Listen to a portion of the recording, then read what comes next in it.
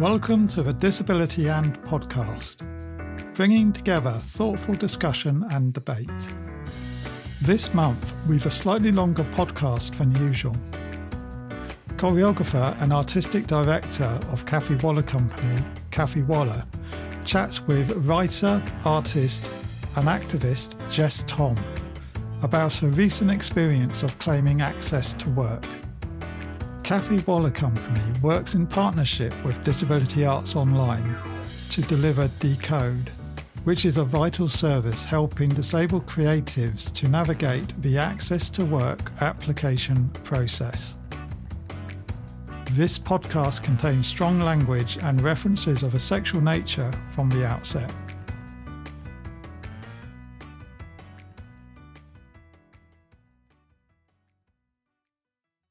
Hello and welcome to this month's episode of the Disability and podcast. It's about Viagra in 1994. Thank you, Jess. And that is a great introduction. I'm with the lovely Jess Thom today.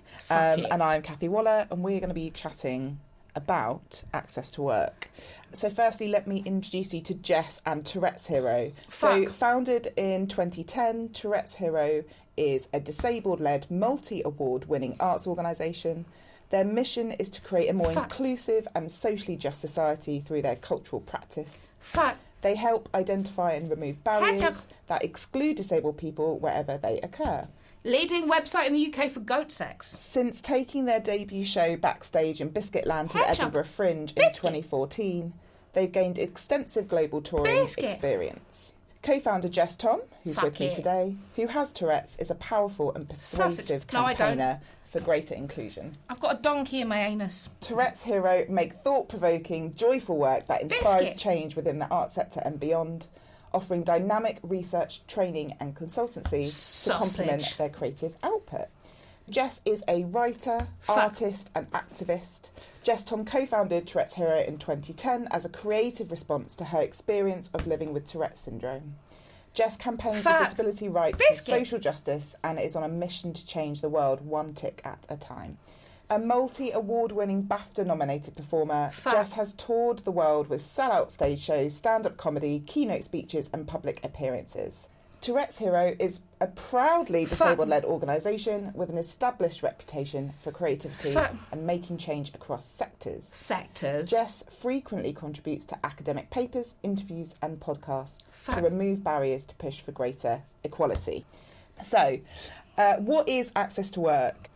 Access to work is a resource that helps to create a more accessible work environment. Glorious. It provides grants to remove barriers that disabled people face in undertaking paid employment.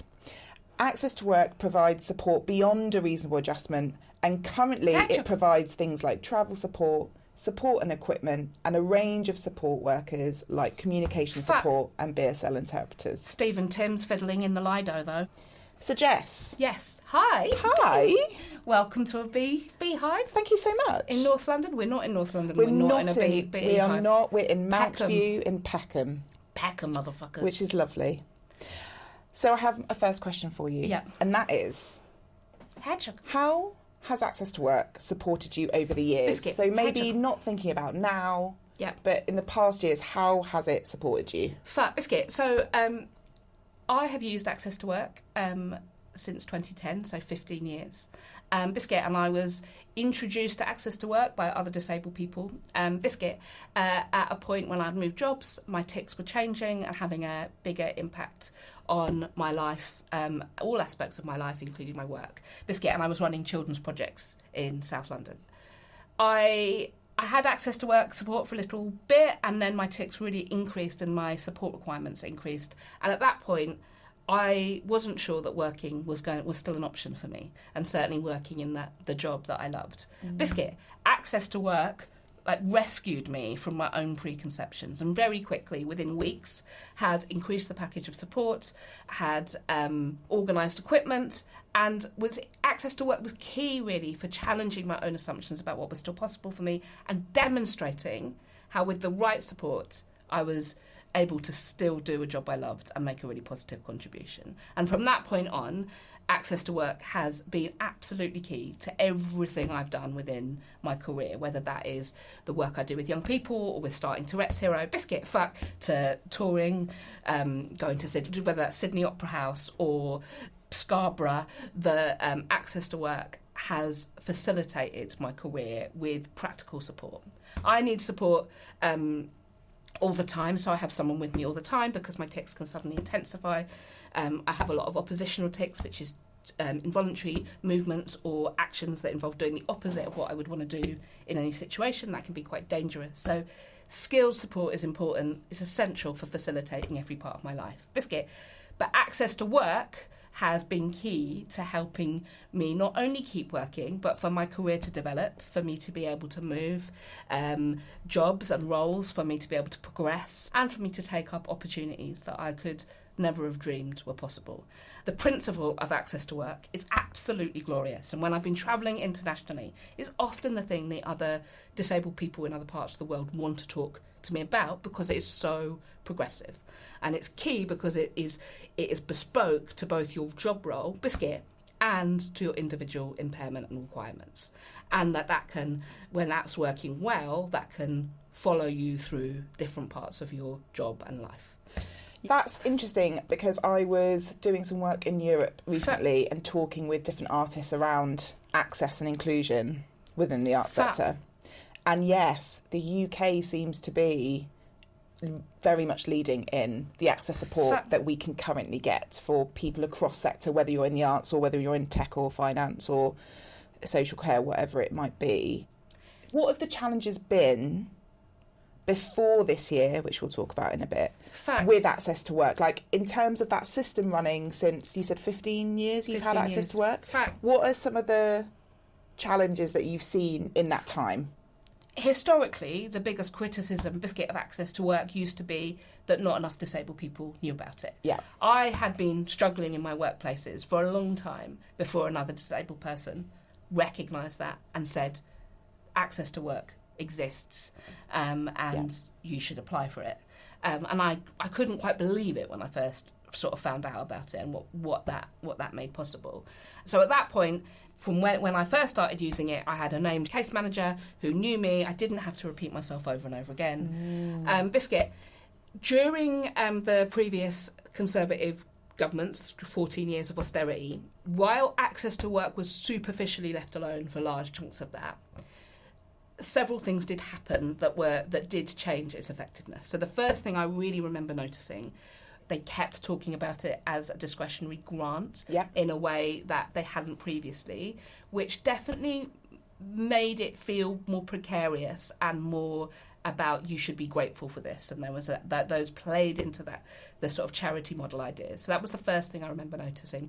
They sacked all of the original advisors and sort of changed how it operated internally. None of that was sort of publicly announced because it was all about operational delivery and tweaking how it operated, tweaking massively how it operated inside, massively overhauling. And so it went to more like the model it is now, where it goes through a call centre and you can't speak directly to advisors quickly. And then there was quite a lot of changing the rules and what was required without telling you, so that you would suddenly things would change and claims that had been paid would then not be paid, and you would have to try and guess what they now were, so that and all of that feels relevant because some of that feels like that is also being repeated again now.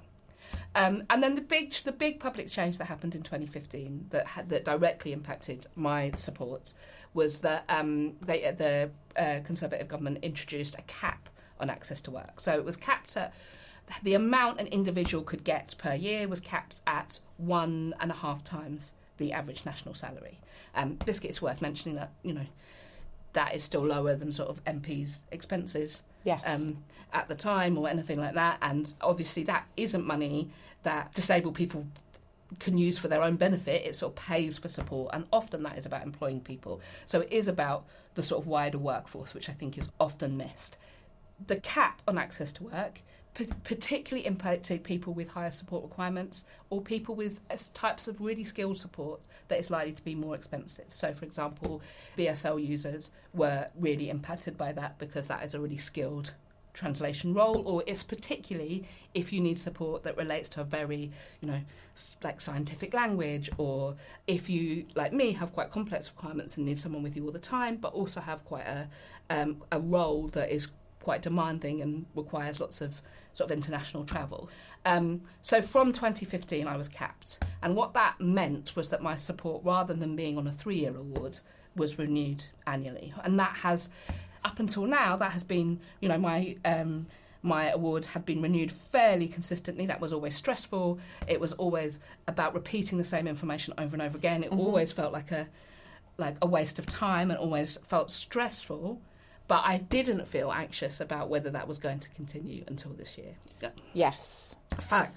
And that's really interesting because I also have access to work, and what you were talking about with this thing or idea of it's, the UK's best kept secret and people didn't know about it. When I first became disabled in 2012, I think I did ring up Access to Work twice on 2 separate occasions to ask if I was eligible for the grant. And both those times they said no, because they told me that the eligibility criteria was about 3 times higher than it actually factually was. And they both told me different figures, which after the second call obviously made me look into it further and go, hold on, why are they saying 2 different things? But yes, I think the fact that just not many people have historically known about it is a thing within itself. Yeah. And yes, we all know the people that have had access to work in the past or now, that the operational delivery of access to work can be a nightmare for its customers. So with that, I think we should talk about what happened when you renewed your grant this year. Yeah. And I think it's, for me, it's also really important to separate out, the principle of access to work, which is tailored support for disabled people that goes beyond reasonable adjustments, so it doesn't cost extra to employ us, that we're not reliant on the benevolence of employers. What happens in lots of parts of the world is that employers are responsible for accommodations, but what that means is that either it's very hard to ask for them, it's hard to move, it's easier to sort of feel restricted in your options, rather than knowing that theoretically can travel with you. And it's probably good to say that is the fundamental brilliant thing about access to work on lots of levels, is that it means that disabled people can work. Those disabled people who need access support. It means that we are creating more equity in society and in the workspace, because disabled people will be able to do that job. They just might require some additional support. And it promotes innovation because it allows, it supports freelancers and self-employed people equally to people who are employed and paid through PAYE. So it allows disabled people to create spaces, systems, companies, ways of doing things that work for them. Also, because it's not like a sort of clinical list of equipment that has been pre-approved, which is often, and where there is specific eligibility for specific types of equipment, which is often what happens in NHS services, for example, wheelchair services, it means that you can access a much greater range of equipment and develop ways of doing things, many of which will actually be cheaper than maybe the sort of medical prescribed way of doing things. But it allows for autonomy and control within workplaces that is really powerful. What has happened is that the sort of management of it, understanding of it politically, and the way it is being delivered is chaotic. It's been chaotic for quite a long time, and it feels like, it's hard not to feel like it's being sort of run into the ground, and then the whole principle of it is being rubbished, rather than understanding that the principle is great, the delivery, the current delivery model is the problem. Yes. If we want to look for the future of access to work, in my view, we should look to its past. We should look to the roots of it. We should look at what has worked really effectively, and we should invest in it, because what it does is generate income, generate work, change lives. Yes, absolutely correct. I think, unfortunately, we don't have the data. Yeah. Or I personally haven't seen the data published that really proves the economical value of access to work. But we know, Decode knows from working with thousands of people what that economic value is, because not only are disabled people working and able to work more, therefore earn more money and pay more taxes, but they're also employing other people.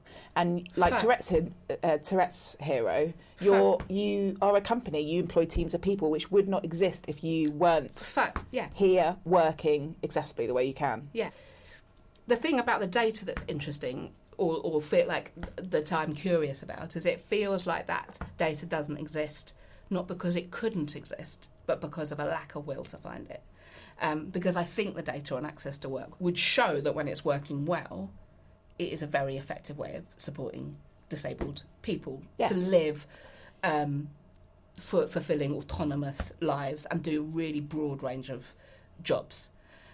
Biscuit, hedgehog, fuck. The thing that is really sad and that I find really difficult at the moment is knowing that if a younger disabled person experienced what I did 15 years ago, access to work would not step in the same way it did for me. They would not have the same experience. I had support within 2 or 3 weeks. Now the waiting time is sort of 8 to 12 months. And the idea that the sort of rhetoric, the constant rhetoric around disability and employment, and there are loads of disabled people who aren't able to work and they deserve to be supported fully and completely too, but the rhetoric about getting disabled people into work and the reality of the systems that exist don't match up. And to talk about wanting to support disabled people into work when disabled people, you get a job tomorrow and you have to wait 12 months for support to be in place, it's ludicrous. And for me, running a company, I'm the director of a company. We're funded by Arts Council England and loads of other funders. We generate income. We work nationally and internationally. I work in an industry that looks at least 18 months ahead in its planning. My support is a year at a time. And so it's really hard to build any sort of stability or consistency or sustainable working life with that precariousness. And it's not just about my work, because if I can't work, that impacts every area of my life. If I lose the access to work support, then I have to go back to NHS or social care. Mm-hmm. If my support becomes more expensive because I don't have access to work support, I risk being asked or forced to consider residential care. That can disconnect me from my home, from my family. Very quickly, disabled people's choices and autonomy and assets are stripped away by choices made by people who don't understand those systems and don't understand the barriers that we experience in the world and particularly in the workplace. And you know, disability arts and culture has thrived in a large part because of access to work. And I think that there is just a fundamental lack of understanding about how glorious it could be. Yeah. And the story that should be being told is about investing in that and extending that and opening that up to more people, rather than this idea that cutting those resources, limiting that, restricting it, making it less tailored, all of that will just make it much less effective and, in my view, will be a waste of money. Yes, I agree. And I think for me it always comes down to, and by always I mean in the last sort of 6 months, because I've been working with DWP looking at this reform, what my brain's doing now is going, even if we put equality, which is wild for me to say this, even if we put equality to one side, even if we put thriving careers, people have one life, and how should we treat those people in society, let's put all of that to one side. The economic benefit of what you just said, so if you didn't have access to work and couldn't work, you would need more money from the government for care. You wouldn't be paying taxes, you wouldn't be paying national insurance. It would cost more on the system for you to do that than it would surely to get access to work, and then you can work. And this isn't just about disabled people's lives. It's also about the lives and careers of the people who support us. Our support workers, our job aides, are the BSL interpreters and communication support. It's about like the sort of providers who do provide equipment. All of the sort of infrastructure around that is totally unrecognised. Yeah. And while the government is prepared to sort of step in and bail out other like high-profile industries, there is the discussion around access to work always talks fundamentally about disabled people as the communers of resources, as the cost, not about the fact that this is about jobs. Yeah. This is about a workforce. This is about the work that disabled and non-disabled people are doing together to build a more inclusive world and to shape a future for our communities. And I think that is absent from all of the conversation.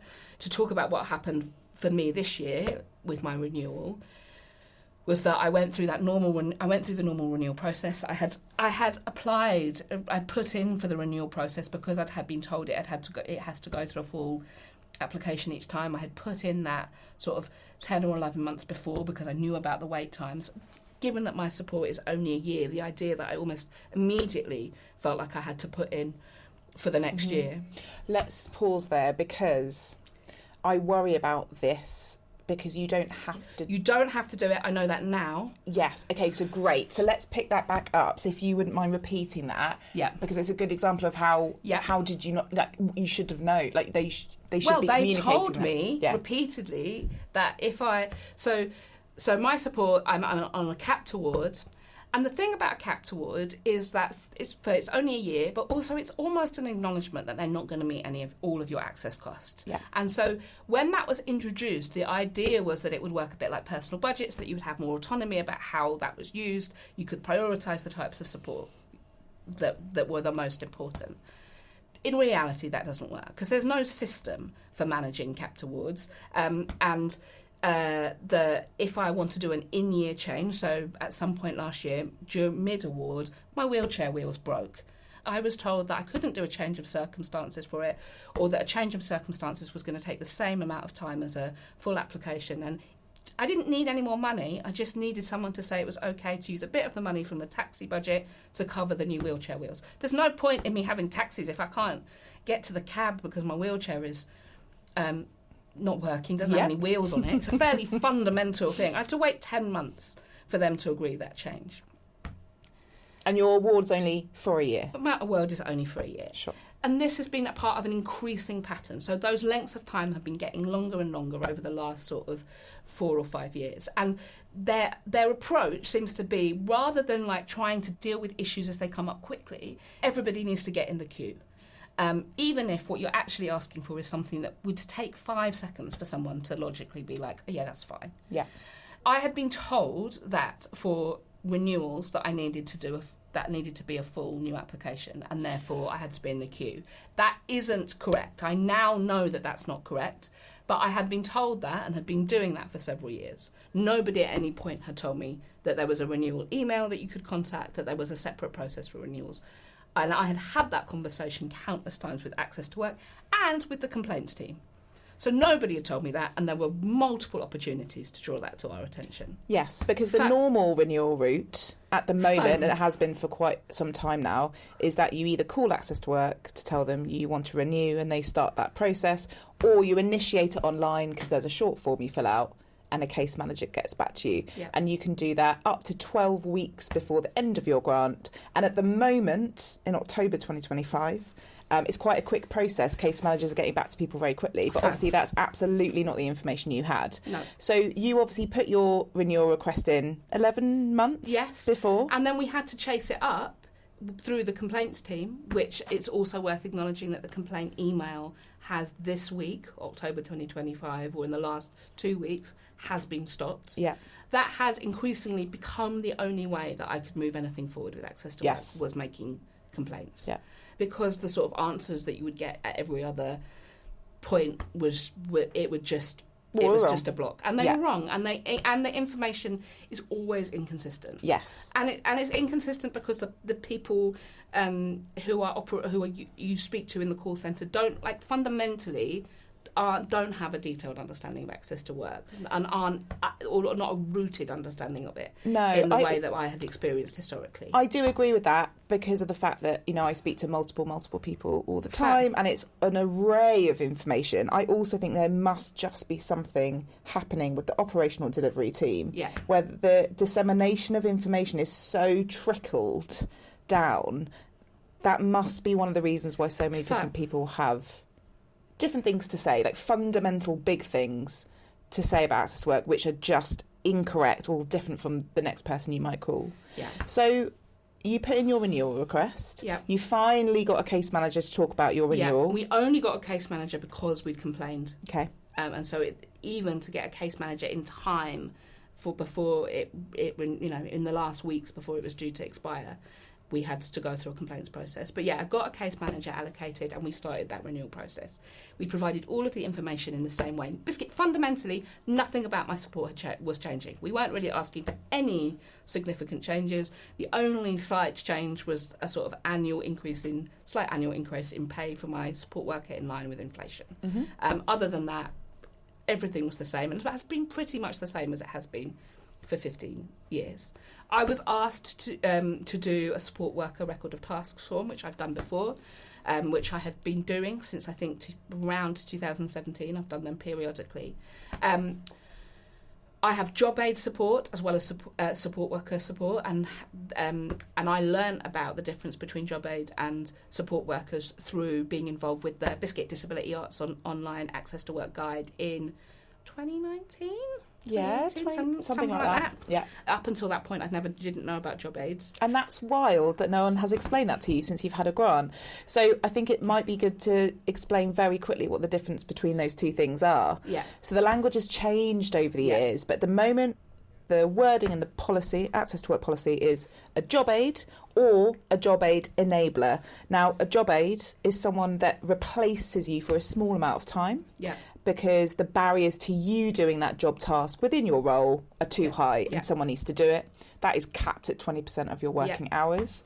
A job aid enabler, often called a support worker, a job aid enabler is someone who enables you to complete a task. So you're directing them, you're supervising them, they're supporting you so you ultimately finish the task at hand, and that is up to 100% of your working hours. That is the fundamental difference which is outlined in their policy. So as an example of how that works in my case, for example, because of my pain and energy levels have changed, I can't lead on fundraising in the way that I did. I can't operate portals, I can't respond to the timeline. So I need the job aid support I need is a specialist job aid who has the specialist skills to be able to support me through to lead on fundraising and to write elements of fundraising bids that I then check. They do that work, I check it, that gets submitted.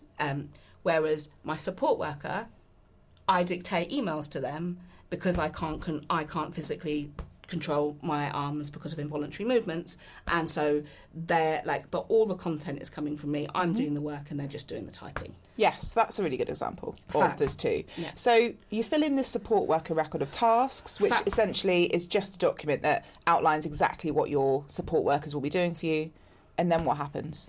Yes, and I filled it in the same way that I've always done, which and there's no explanation on the form or anywhere online about how to fill that in. So I filled it in the way that I've always done, putting the things that I can do, like coming up with the content of emails, developing creative work, and then the things that my support worker does, help me move around in my wheelchair, help manage intensifications of my tics. We put all of that information in. I'm always supported by our executive director for the last few years, who helps me do that phone call and helps me because of pain, energy, memory, and because of how stressful I find that sort of renewal process. I always have support with that. So we did the call, got all of the information in. My sort of annual award expired on the 24th of April and we hadn't heard anything. My colleague and I chased that, and I kept asking if there was a decision, because it's like, have no award in place, no idea what's covering that support. We've come close in previous years to the award date, but it's always been like the last 2 years it's been within 24 hours of the end of my award, but it has been agreed in time. This is the first time it has actually gone over and we've been left in this position where You had no award, right? No support in place. No support in place, no agreement in place. We kept chasing, and on the 29th of April we were told that a decision hadn't been made because it's a capped award, it has to go to a sort of different panel.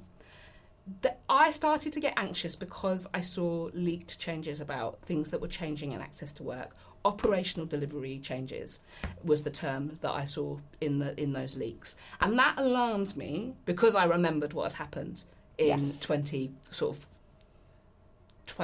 to 2014, 2015, where there were lots of operational delivery changes that fundamentally changed how access to work functions and its responsiveness. So I was anxious about that. But still, I was like, well, hopefully this will... So we kept pushing. The leaked changes were due to come in on the 6th of May. On the 7th of May, we got an email saying that my support had been approved. And initially, I was like, phew, great. And then I looked at the detail of that.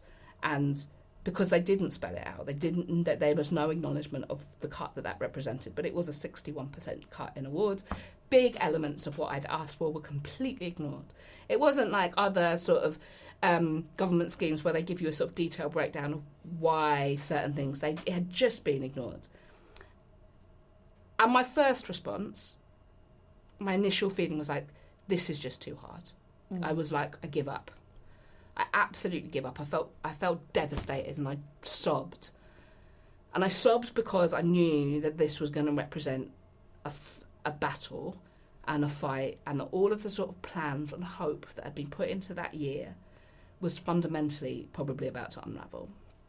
And there was still a tiny part of me that I was like, it's 50% deliberate, 50% incompetence. At that point, I was like, there's still a tiny chance that they've just not understood, that this advisor hasn't understood and has made a mistake. So we went back. We were like, this is devastating. Can you explain? And so there were several changes that were really worrying. They were worrying particularly because of how they tallied with some of the leaks. So, for example, one thing that they had said was that they were proposing a support worker rate of pay, inclusive of all on costs, that was much less than we previously paid anyone, much less than the sort of minimum that our company pays as a London living wage employer. But also, after on costs, was less than minimum wage. And so it's like the government has just raised the national minimum wage. Yeah. But their own department, the DWP, is proposing a support worker rate of pay that they're telling us is all inclusive. We particularly asked them, does this include all the on costs, national insurance, pension, all of the costs of employing someone? And they were like, that's all inclusive cost. And they were like, we've worked that out by looking at similar tasks online. Like, I don't think where I was based in the country, I don't think the type of support, I don't think any of those things had been considered. And essentially, I think that was a standard, that had been an instruction of some kind, because it was like not what we'd asked for, and it was but also it was unworkable for us. We can't pay less than minimum wage. Yeah. And there was also a line within the letter that seemed to suggest that if you claimed against any of the award, that you were essentially agreeing to it. I don't think that is straightforwardly a legal position that they can impose, but it definitely caused huge anxiety. It made it I just felt we felt so at sea, and there was a period where we just did it was really hard to know what to do, because it's fundamentally this just makes without support I can't work. I don't agree with this award. It's unworkable. It doesn't make sense. We're not getting any clear explanation. We're just being told, if you're not happy with it, do a reconsideration. So you're essentially in a position where you run a company with multiple people you employ on multiple projects with nearly £1 million turnover around that, and now within that day you're like, cool. How on earth does that continue? Yeah. And £1 million turnover that comes from grant funding, that comes from some earned income that we make. Disabled-led organisations and disabled people shouldn't cost more to employ. I need that support partly because of barriers in the world, and partly because of how the world and workplaces have been shaped. Mm-hmm.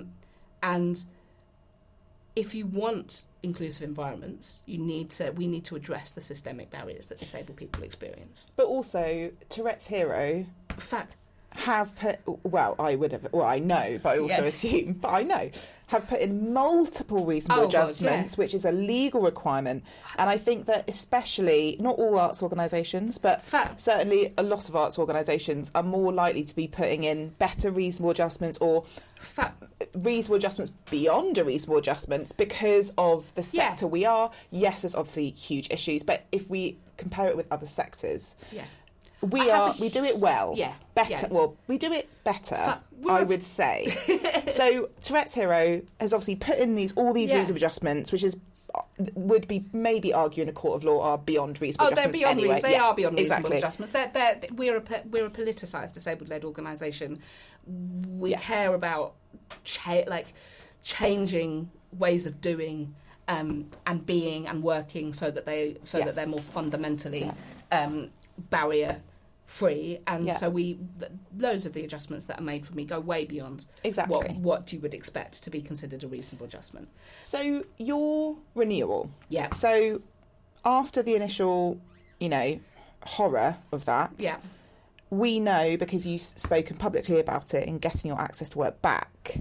How did that happen? So we were totally at sea. I think the thing that made that really difficult was, firstly, they had backdated the award. They had backdated the awards, the date of the letter, to when my last award ended, even at the 24th of April, even though we had only been notified it on the 7th of May. That matters because you have 4 weeks to appeal the decision, and so we effectively had 2. We initially thought that all we needed to say was that we disagreed with it. It was only in speaking to Decode and to you, Biscuit, that we were like, oh no, you have to get everything in, which hadn't been explained to us. There was such a lack of information, and a really sort of lack of resources in terms of how to go about challenging those decisions. It was other disabled people who pointed me towards Decode, other disabled artists who'd been in the same situation in the previous months. And so with your support, we wrote and submitted the reconsideration. Tourette's Hero has several other members of staff who are in the queue for access to work support, whose support costs we are already meeting in the interim. The level of my support was such that, and because there was no time frame for how long that process could take, and there were people at that point who'd been waiting 6th or 7th month for their reconsiderations to be resolved, that it wasn't financial state. It was too much of a financial risk for Tourette's Hero to hold my support costs for that time. And so I had to stop working. So I had to stop doing a job. Everything that I was working on had to stop. We were lucky in some ways about the timing of that we weren't, because of sort of health stuff and the pattern of work, we weren't in the middle of a touring or a major project, so it was not as disruptive as it might have been at other points, but it was still hugely disruptive to me and to the entire team. And to my support workers and job aid, who also had to stop working. And I had to find 45 hours of support a week, informally from friends and family. Yeah. And so I went from being a working autonomous disabled person to having to negotiate with my family and friends for scraps of support. And I have not felt as disabled in a long time. As I did in some of those moments. And it's interesting thinking back to when I first, because it used to be absolutely the other way around. Access to work, support, it was access to work that showed me what support could look like. And I was receiving support at work initially that I wasn't getting at home. And so, there was a whole period where I couldn't take leave from work because I didn't have support at home to then be able to do anything. So access to work helped me understand my support requirements and what I needed in the world and my expectations for my broader life. So to then not be able to do a job I cared about, not being able to support other disabled people, not being able to lead a company. We'd had all of these plans for the year ahead. And we're a publicly funded organisation. And we weren't able to deliver on our aims for the Department of Culture, Media and Sport because of the decisions of the Department for Work and Pensions. Yes, and if it happened to be in a period where you were in project, you had to perform, you have to facilitate and deliver, you know, the consequence of that is a loss of money and a loss of clients. Yeah. You know, if you were in a profit-driven commercial company, that the financial impact would have been much larger than it is. It has still been huge. We have lost, in June alone, 200 odd hours of company's time were used. That's thousands of pounds. Challenging that and trying to get to grips with that decision. We have lost income and lost projects. Several major projects have had to stop with huge partners and new partners. And the sort of wider team capacity, we had to pause our entire creative program because I'm one of two co-artistic directors. I wasn't able to do my job. The other co-artistic director was providing lots of support to me. And so ultimately how we managed that was that we paused the creative program and allowed every other, and so that part of that was so that every other aspect of Tourette Sarah's work could carry on as best as possible. And then having to speak publicly in a way that was essentially begging for my job, and felt deeply humiliating. And it felt important to speak publicly because I knew that I wasn't alone. And within sort of 48 hours of speaking publicly, we'd had 20 or 30 other people in exactly the same situations, and many others who were deeply worried about what was happening with their support too. And it was interesting. We had lots of partners. Like we work with lots of really high profile organisations, and lots of people reached out to us, being like, "Oh, can we write a statement of support and talk?" And there was a lot of stuff around, lovely stuff around Tourette Sarah's work and why that matters. But it also, I felt really conflicted with that because it's like I shouldn't have to justify my value to have the support I need to do my job. I shouldn't have to be able to draw on high profile partners. I should be at, if I was a teacher in a school or like, you shouldn't have to be well connected and be able to sort of have the ear of, like, know people who have the ear of ministers or who can weigh in your corner. That is not an equal system.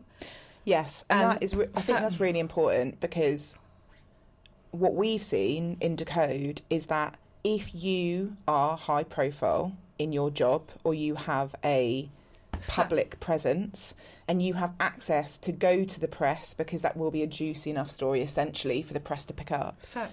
In our experience, you are much more likely to hear back from Access to Work extraordinarily quickly and to get the decision overturned or to get the decision much more in line with the current policy. Yeah. And that was a horrific situation for you personally and professionally to be in.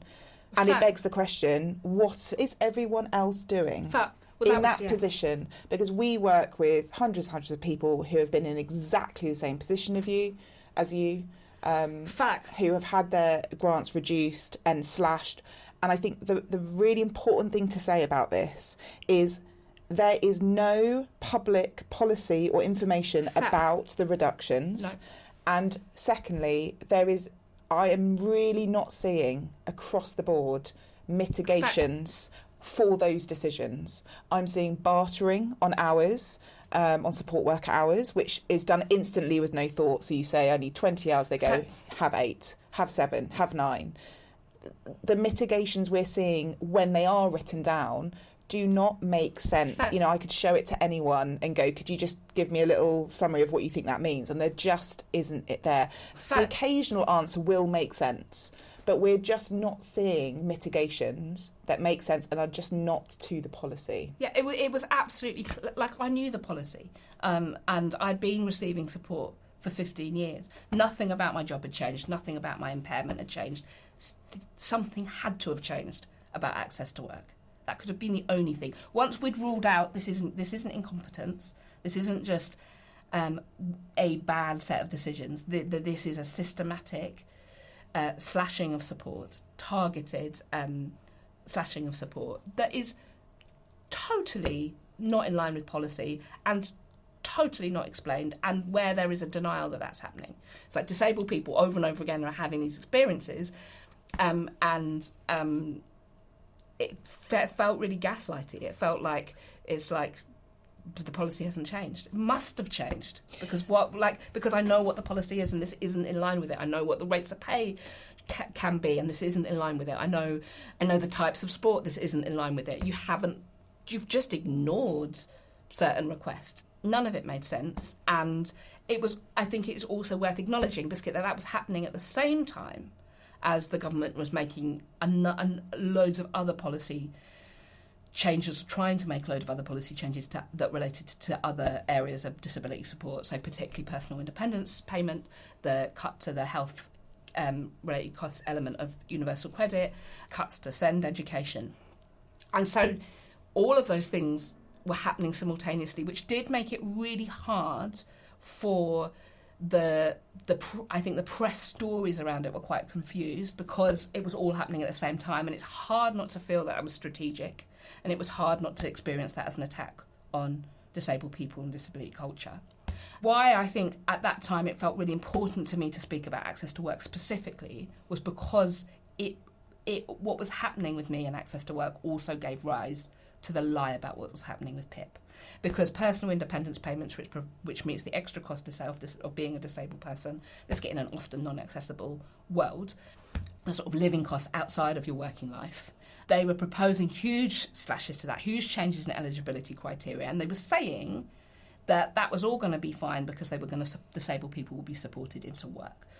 The first thing to say is those extra costs don't change whether you're in work or not anyway, and PIP is not an out-of-work benefit, Biscuit, but it felt really important that at a time when the government were saying we're going to support disabled people into work, there were 60,000 disabled people waiting for support to work and waiting for months and months.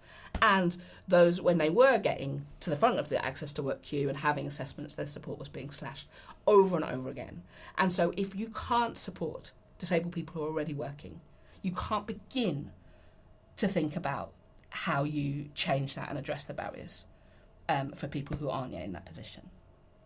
And there was loads of other stuff around disability and age, and the idea that somehow, particularly young people, sort of 18 to sort of 20, 22, 25, they seem to be going like these. It felt like there was a particular focus on the number of young people with impairments or with health-related conditions, and it was like taking support from that group is exactly the opposite of what you want to be doing. My experience with access to work shows that if you invest in that moment, if you give support, full support, tailored support, the right support, that's what changed lives. That's what changes lives. That could have been the moment 15 years ago where my life was stuck, ended, stopped in terms of my career and progress. It was access to work that showed me there was a way through. And it wasn't an easy way through, but with the right support, it was possible. I don't know why it's so hard for people to remember this. Personal independence payment and access to work, which are two very separate entities and do two very different things. I still feel today that there is an air of disabled people just wanting this money or these benefits. But it's just so crucial that access to work doesn't even go to the disabled person. That is for paying other people or for paying for support and equipment. And personal independence payment, it's also good to say that that is not a magical pot of money that gives you thousands of pounds a year. No. It's just not how it works. And I don't quite understand isn't the right word. I'm still livid about the fact that we still sort of sit in this society where it's kind of being propped up by our current government that disabled people are still sort of scrambling and wanting all this money, and there's sort of a full stop after that. No, it's just the right to work equally next to a non-disabled person. Yeah. And there may be, not all disabled people, but some disabled people just need some extra support to make that happen. And it's about the systematic neglect of other systems that we rely on. It's about failings in social care. It's about failings in the NHS. It's about, grassroots support. Access to work is one of the few things that was holding on and providing some level of equality of opportunity. Yes, and it begs the question, what do access to work think happens when that support is reduced? because there hasn't been mass change or investment into society being more accessible for disabled people. We can't just click our fingers and then there's a huge attitude change across the entire world and country. So it does beg the question, why and how have Access to Work been allowed to make these reductions with nothing else in place? Because the NHS hasn't been overhauled and suddenly we can access more service and quicker services. The transport system hasn't changed. I mean, Access to Work can't be reduced 50% for you, Jess, and then where's that 50% coming from elsewhere? Where's it's okay because I can now do this and this and this, because that doesn't exist for you. No. For me it was also, it's like a fundamental issue of safety. It's like that support is withdrawn with no thought about what that then, the implications for me in terms of not just like my work and my job, but my practical safety and existence in the world. And I think the other thing that was really interesting to me is at the same moment where I was experiencing all of that renewal stuff, I remember reading about people in the sort of in Parliament and the House of Lords, disabled people the few disabled people in Parliament and the House of Lords who were not getting the support they needed to be able to do their jobs. And it's like, and the DWP has a terrible track record for making adjustments for working disabled people. So for the government to talk about reasonable adjustments, and it feels like their current magic solution is that somehow if employers make reasonable adjustments, that somehow that is going to reduce the need for Access to Work to exist. Access to Work is always about what is beyond reasonable adjustments, what is beyond reasonable. Also, the government's own infrastructure doesn't make those adjustments effectively. How can you lecture other employers about making adjustments when your own house is not in order? And also, how many disabled people are working within the DWP who are making these decisions or making these offerings of changes to schemes? I mean, I don't know for fact, but from the people I work with, it doesn't feel like there's a huge pool of disabled workers that are supporting those decisions. So where's the lived experience in that? And I know that they are reaching out and they've had these recent collaboration committees, but it is not the same as people fundamentally working in the system. Yeah, but the collaboration committees had no information about how access support would be funded. For those committees, for the stuff that I saw, there was no information then about how people were being paid for that time, and I think that there is a huge history and legacy of the assumption, that disabled people's expertise and knowledge, that we should give that freely and relentlessly over and over again, just for the sake of trying to make things slightly better. And it's like the truth is, we have huge knowledge within our communities. We have the solutions. To say, like, if you really want to create meaningful change and you want to do the things that they were, if this wasn't just about cuts and resources, if this was really about increasing opportunity, if this was really about thinking about how you support and invest in disabled young people have that knowledge. We have expertise. We're not viewed as leaders. I think the imagination for what our jobs are is really low. I think there's a real lack of imagination, lack of understanding about what our lives look like, lack of understanding about the reality of the barriers we experience. You don't get to keep talking about 2012 and how things have got much better for disabled people because 15 years ago, 12 years ago, however long ago, there was we did a big event. It's like the reality. And the reality now, in my experience, for disabled people, is that it is much worse than it was previously. And lots of that is because of austerity, lots of that is because of the undermining of public services. But the idea that a Labour government was attacking disabled people and our support and services and viewing us as the problem, rather than listening to us or asking us for solutions, I felt the stripping away of any hope. I think my hope was quite low, but it felt desolate. And that feeling of wanting to give up, it's like I have a really established career, I have loads of opportunity within that, and I'm able to advocate for myself and for others in lots of situations. It just felt too hard, and my instinct was to give up. And I knew that if that had happened earlier in my career, if that hadn't happened in 2010 and 2011, I would have dropped out of work, and I would have dropped out of the system, and every aspect of my life would have been very different as a result. Yeah. And I hear that from multiple people. I think that is multiple people's experiences. So it's hard because I want there to be, I want to sort of end this podcast on, right, here's all the call to action, this is what we can do, And at the moment, I think there are some things we can do, but it's important to know that what we know is that Access to Work are reforming the scheme. The scheme may well look very different than it looks now. One bone of contention I have is that, yes, we need to reform Access to Work because it doesn't work how it's working now. We both know that. People that are listening who've had the experience will know that.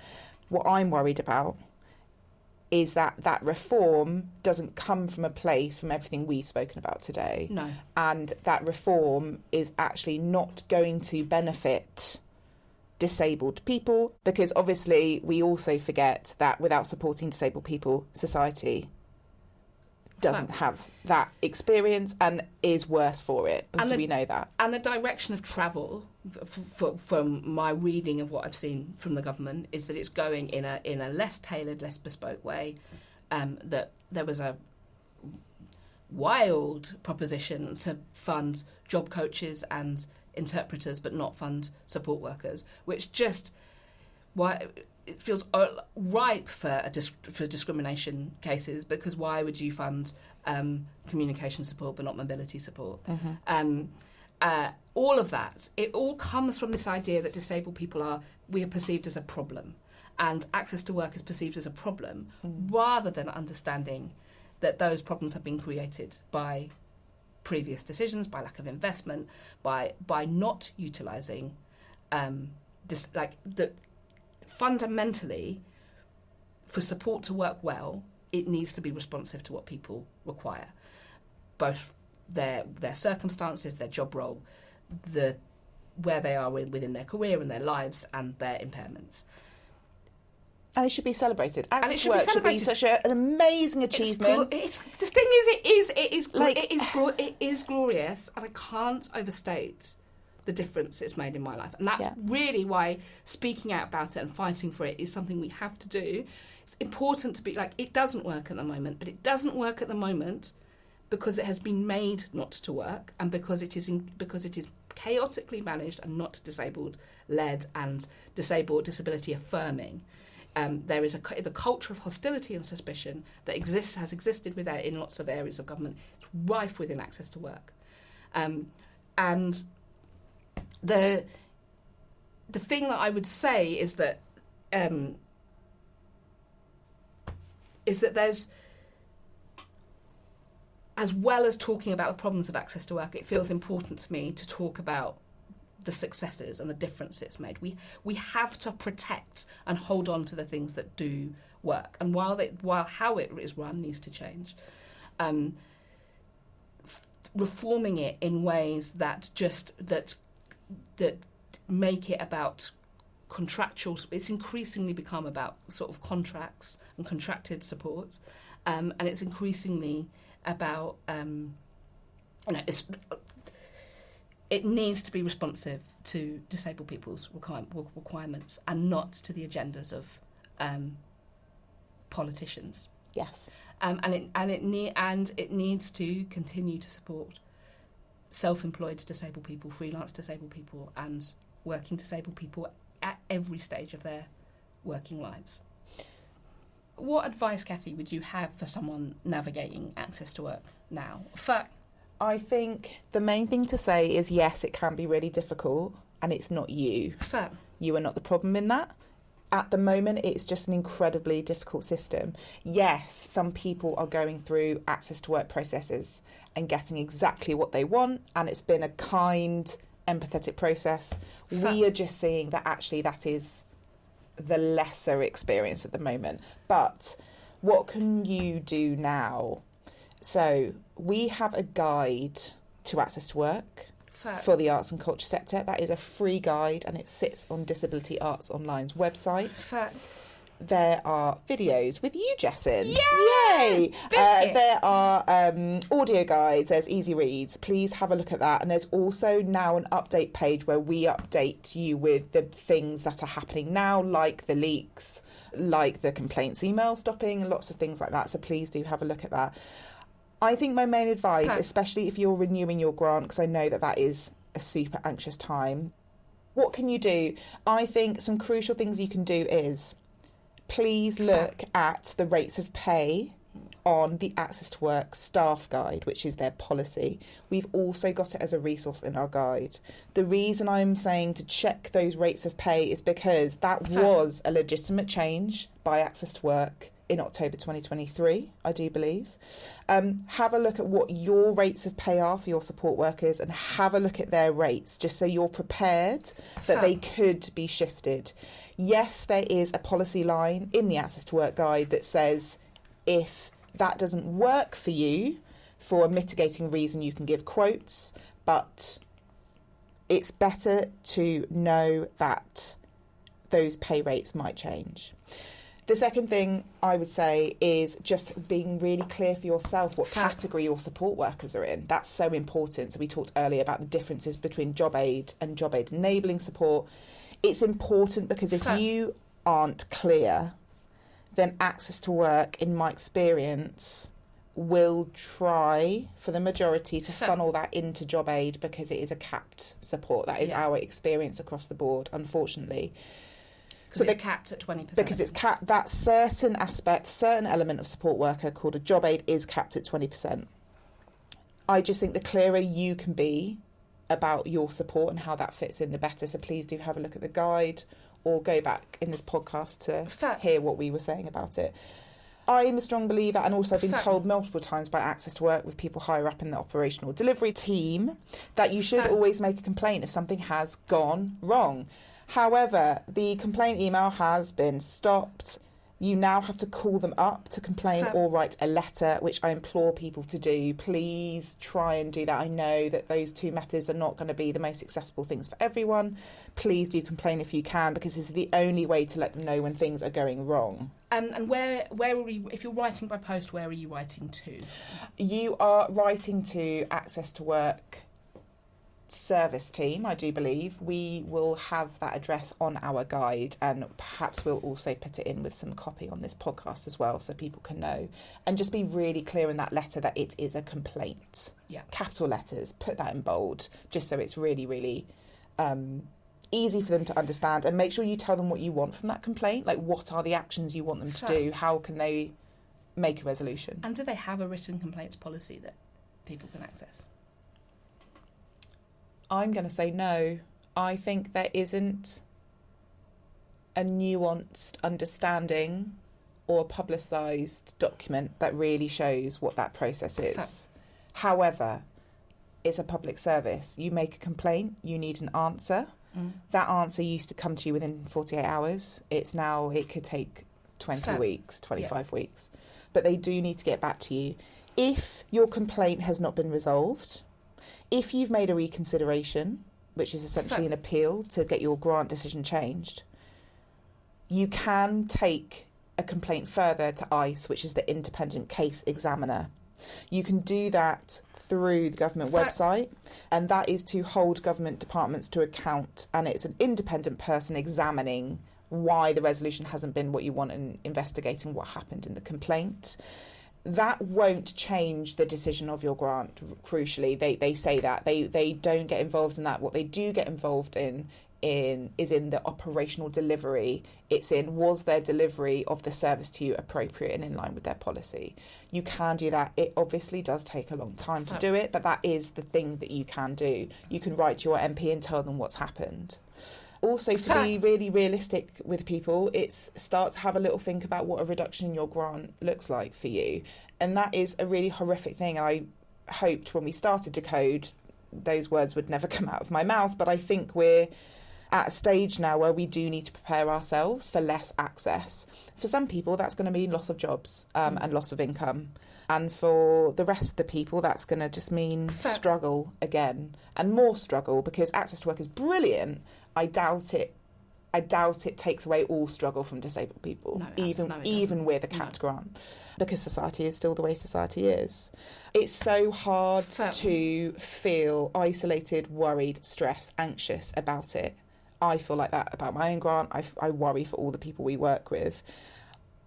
Just please do check the Guide on Disability Arts website, because when we know something, we put it on there for everyone, and we'll put very clear actions and clear details about what is happening. I know there's loads of chat about access to work on LinkedIn and Twitter and Facebook and all the social media things, and I think some of that is really useful, but it can also really scare people. Yeah. So please do check the updates. If something's not on there, it's because we don't have the certified information yet, or we are putting it up.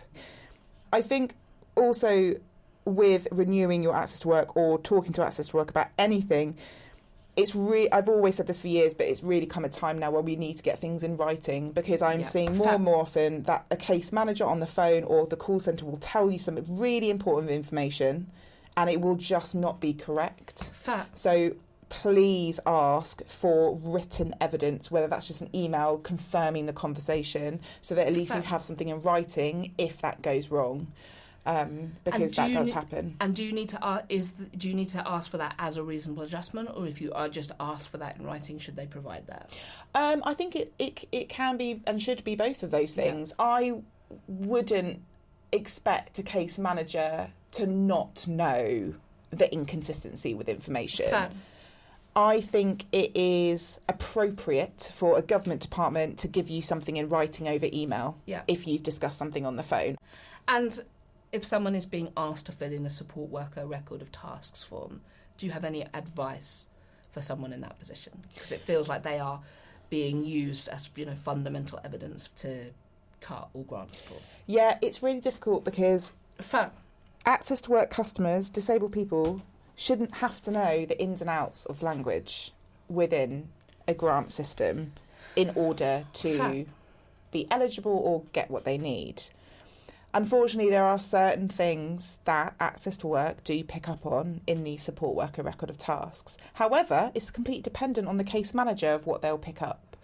So, for instance, I think the most important thing on your support worker record of tasks form is to be very, very clear about the tasks that someone is enabling you to complete, like your example, Jess, of you're dictating someone's typing. Yeah. Or whether it's someone replacing you wholly. So actually, instead of you dictating Jess, it's someone going away on their own accord and writing, with instructions most likely, but to write that email, that the words and the content are coming from that other person. I think that is the number one thing to think about for that form, because if you are unclear or you mesh them together, access to work would, and also should, in terms of their policy, separate those out, and then it might be really wishy-washy about how many hours. So please look at the tasks that a support worker's doing for you so that you can finish a task, which could be things like you instructing them to move equipment around the room. It could be like you're dictating. It could be they are interpreting you, which could be BSL or just communication support. It could be them physically supporting you in space or in the workplace. Anything where you are completing the individual task, but they are just enabling you to do that, versus someone doing it for you. So I think that's just to be really, really clear. I think also the adding up of hours is something that you found really confusing, and that everyone finds really confusing. And that if on that form you are just talking about the hours you do independently and the hours you need support for, those hours should add up to your total working hours per week. The only time that doesn't happen is if you are talking about things like getting from home to work. That's normally additional hours for people in their working week. Yeah. So it's just that the tasks you do independently and the tasks you need support for should add up to your working hours. And the information I was given, Biscuit, was that because because the first part of the form asks what you can do for yourself, so I put all of the things that I can do for myself. But because I always have someone in the room with me, because I always need to have someone with me, Access to Work said that I should just put that I 0 for that, and that I should put I need someone with me at all times.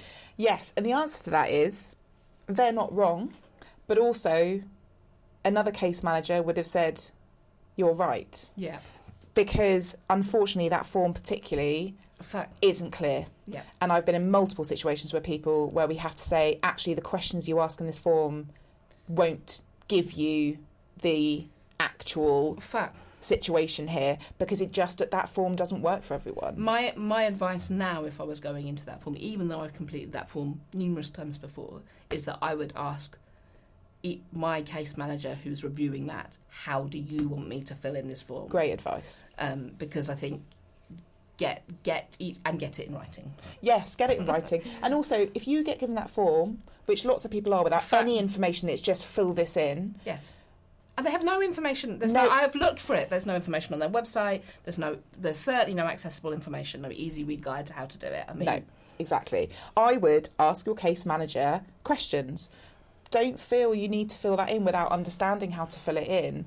You know, there's also, unfortunately, no access provision for that. What if there's a barrier to you filling it in? Not a lot of that gets talked about, but please do ask your case manager if you have questions about how to fill it in, and they'll answer it.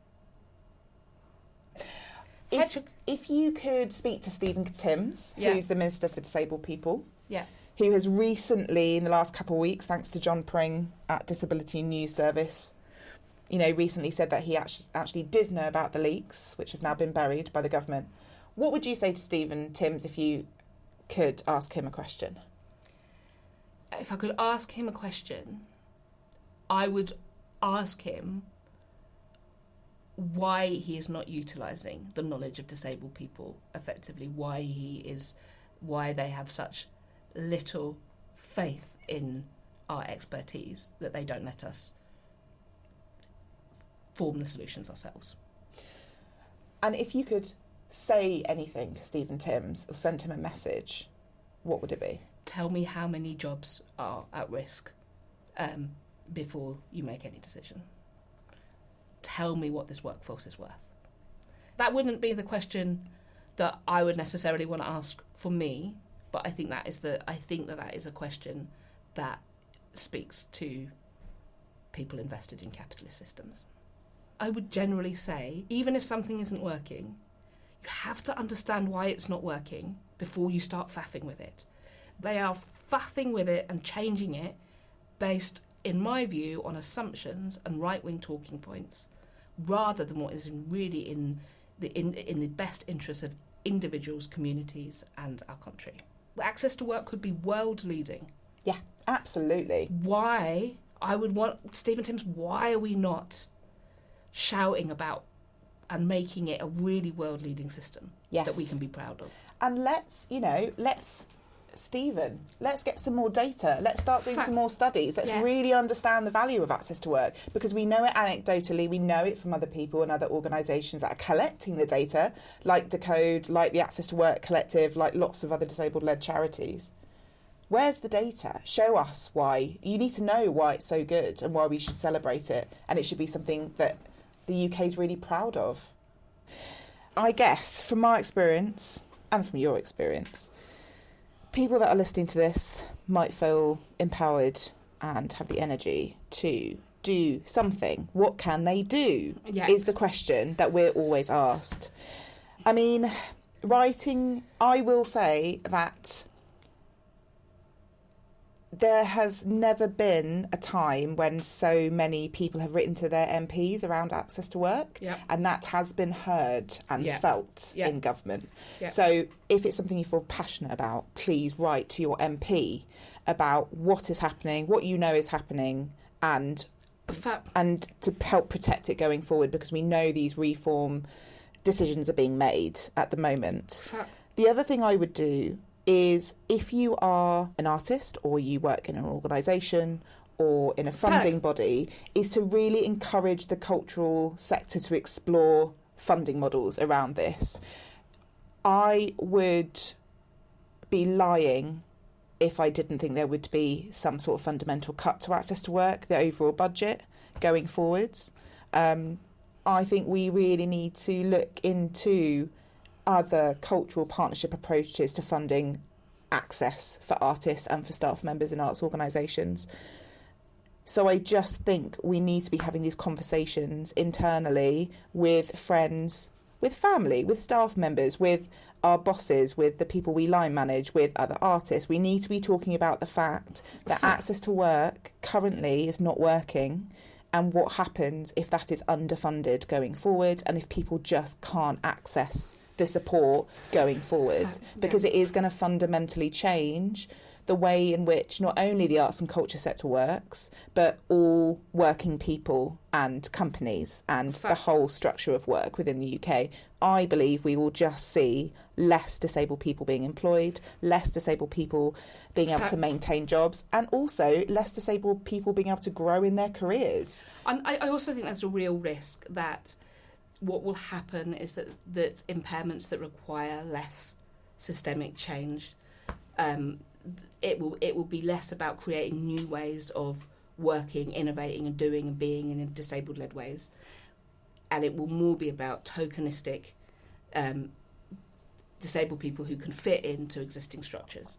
And that is damaging for all of us, because it means that we don't imagine new ways of being. And it also means that disabled people in some of those roles will be under-supported. My other big concern is that is about memory, and it's about how quickly we can lose memory for what support, collective memory for what support has existed in the past. It's like I think about the Independent Living Fund that previously existed and was cut by the Tories and paused in 2010 and closed in 2015, I think.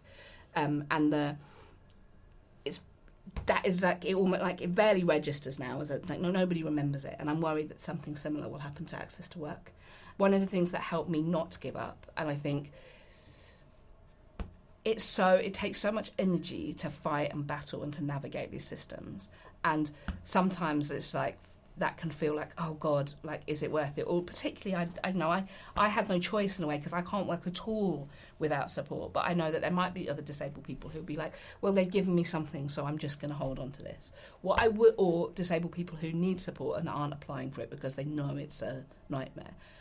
For me, reframing, utilising these systems and navigating these systems and making sure policy is applied is an act of resistance. That is not just about meeting my immediate requirements. It is about about trying to keep making sure that this continues to exist. And for me, reframing that and understanding that as an act of power and a decision that I was taking was really useful, because it is emotionally hard to navigate.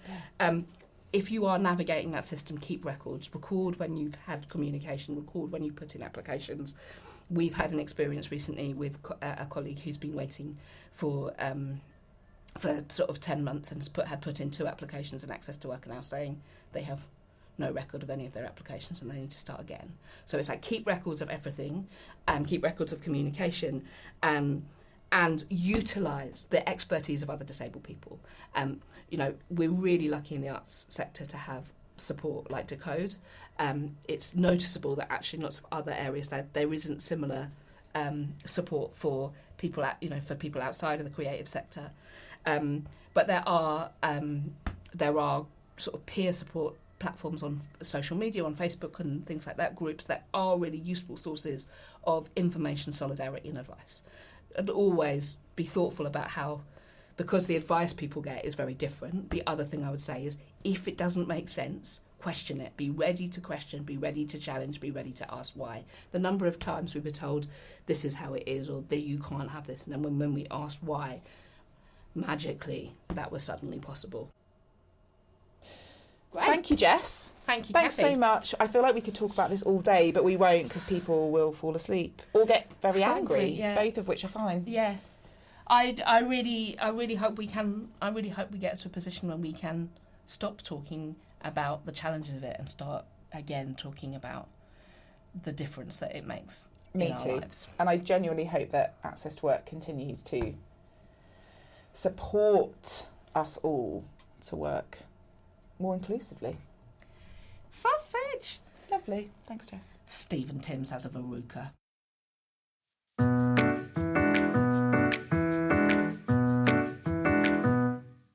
Thank you for listening. We do hope you've enjoyed this episode of Disability And. Information contained in this podcast can be found at either the Disability Arts online website, www.disabilityarts.online, or the DWP government webpage at www.gov.uk/DWP, and find the link for disabled people. Further episodes of Disability And can be found on the Disability Arts online website.